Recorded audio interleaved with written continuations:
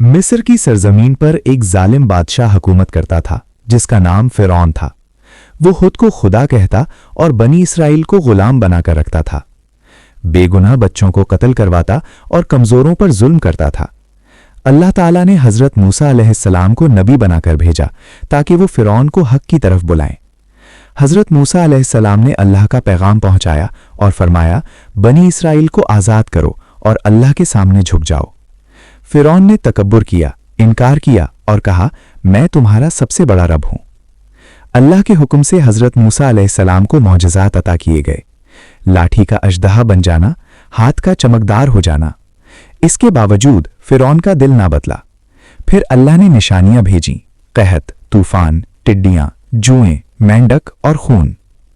जब जुल्म हद से बढ़ गया तो अल्लाह ने हजरत मूसा अलैहिस्सलाम को हुक्म दिया कि बनी इसराइल को लेकर रातों रात मिस्र से निकल जाएं।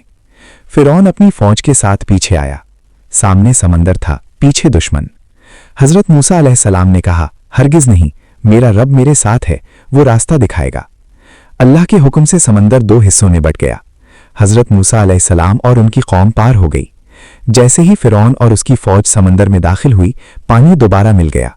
फिरौन गर्क हो गया और उसका तकब्बुर हमेशा के लिए दफन हो गया। सबक: ताकत और गुरूर इंसान को तबाह कर देते हैं।